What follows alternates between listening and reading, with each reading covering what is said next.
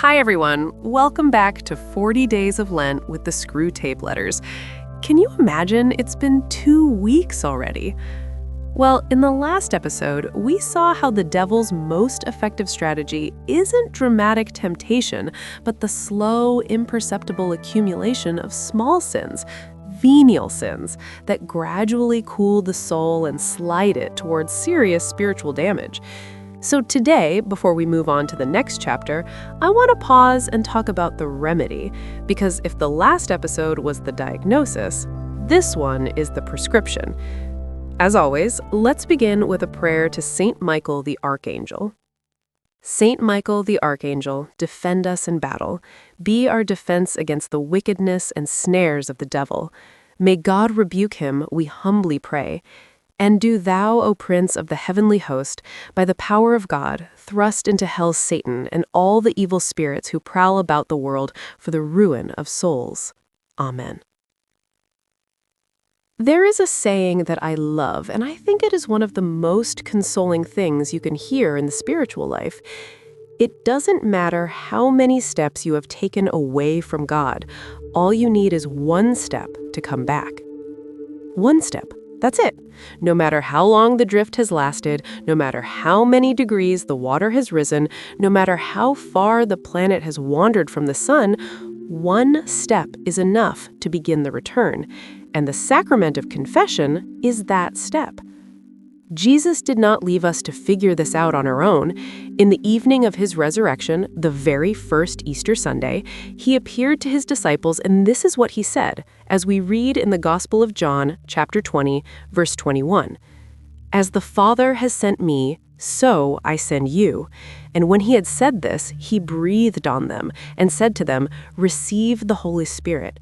Whose sins you forgive are forgiven them, and whose sins you retain are retained. This is not a minor detail.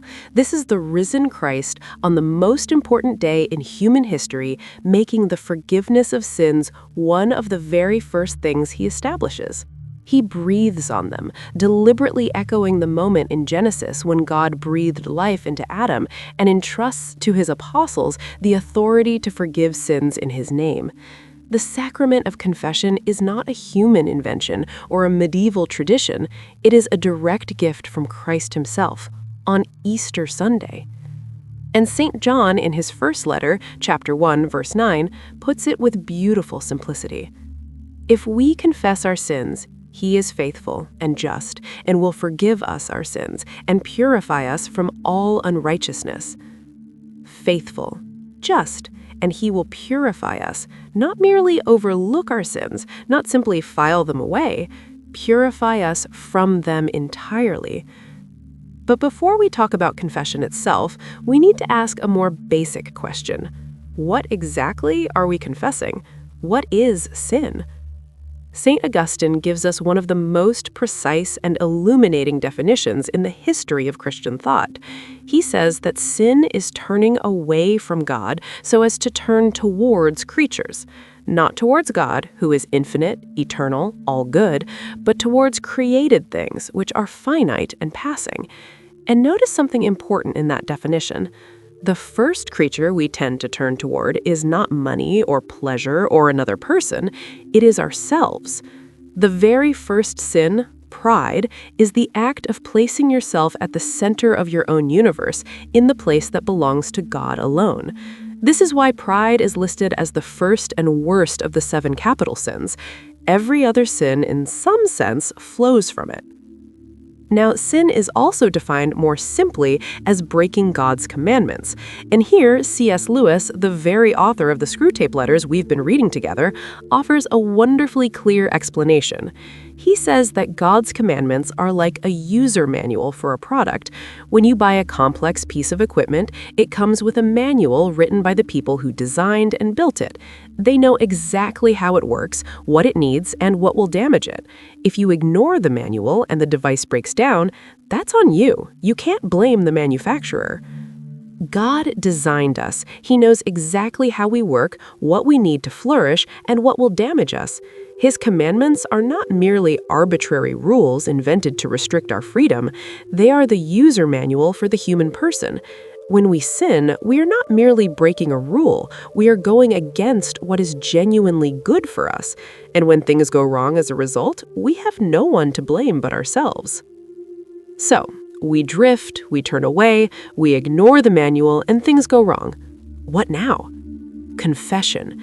And let me give you some reasons why it is worth taking seriously. First, and most obviously, confession forgives sin. Not partially, not provisionally, completely. The slate is wiped clean. Whatever you bring into that confessional, if you are genuinely sorry and intend to amend your life, you walk out absolved. As St. John says, purified from all unrighteousness. But there's a second benefit that is less often talked about, and it might actually be the more important one for day-to-day life. Confession doesn't only forgive past sins. It gives you strength not to commit them again. The grace of the sacrament is not merely retrospective, it is prospective. It fortifies the will. It reinforces the soul's resistance to the very temptations that brought you to your knees in the first place. Regular confession is not just spiritual housekeeping, it is spiritual training. And third, there is something profoundly humanizing about speaking your sins aloud to another person. The things we keep hidden have a way of growing in the dark. Naming them concretely and honestly in the presence of a priest who acts in the person of Christ strips them of much of their power. Now, how do you actually prepare for a good confession? The first step is what the Church calls an examination of conscience. You need to actually look at your life honestly, not vaguely, not with a kind of general sense that you could probably do better, but concretely and specifically. Two classic frameworks help with this. The first is the 10 Commandments. Go through them one by one and ask yourself honestly whether you have violated each one in thought, word, deed, or omission. The second is the 7 capital sins, and these are easy to remember because they spell out the acronym PALE gas. P for pride, A for anger, L for lust, E for envy, G for gluttony, A for avarice, which means greed, and S for sloth, which means laziness. Go through each one and ask yourself quietly and honestly, where have I been? What has taken root in me that shouldn't be there? Once you've examined your conscience, the actual confession itself should follow what I'd call the 4 C's of a good confession. It should be concrete, say exactly what you have done, not vague generalities, not I wasn't very charitable, but what specifically you did or failed to do. Concise, don't beat around the bush, don't over-explain or justify, state it clearly. Complete, don't leave sins out. Not because God doesn't already know, but because a confession with deliberate omissions is not a valid confession. And finally, contrite, be genuinely sorry. And on that last point, the Church makes an important and merciful distinction. There is perfect contrition, being sorry because you love God and your sin has offended Him who is all good and deserving of all your love. And there is imperfect contrition, being sorry more because of the consequences of sin, because you dread the loss of heaven and the pains of hell, because you feel the shame of having damaged your own soul. Imperfect contrition is still valid. God accepts it. But we should always aim higher, toward love rather than fear, as our motive. This is why the traditional act of contrition is so well constructed.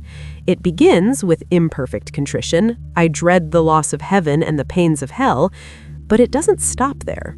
It rises to perfect contrition, but most of all because they offend Thee, who art all good and deserving of all my love. Let's pray it now together. Oh my God, I am heartily sorry for having offended you, and I detest all my sins, because I dread the loss of heaven and the pains of hell, but most of all because they offend you, my God, who are all good and deserving of all my love. I firmly resolve, with the help of your grace, to confess my sins, to do penance, and to amend my life. Amen. Now, one last point. Not every sin requires sacramental confession. As we discussed in the last episode, the Church distinguishes between venial sins, which wound the soul but do not sever it from God, and mortal sins, which do.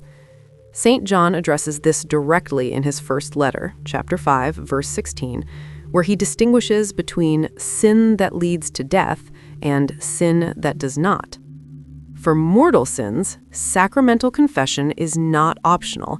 It is the ordinary means of restoration. For venial sins, acts of genuine contrition, prayer, the Eucharist, and the other sacramentals of the Church can restore the soul, though frequent confession remains strongly encouraged, precisely for the grace it provides against future sin. So, our Lenten resolution. Do a good examination of conscience this week, using the 10 Commandments or pale gas, or both, and then go to confession. And if you can, go frequently. Twice a month is a good rhythm. And if you find yourself thinking, but I'm tired of always confessing the same sins, I want to leave you with a question that I think answers itself. Are you tired of always washing the same parts of your body? No, because they keep getting dirty. And so does the soul. That is not a reason for despair. It is a reason for the shower. Thanks for listening, and see you in the next episode of 40 Days of Lent with the Screwtape Letters.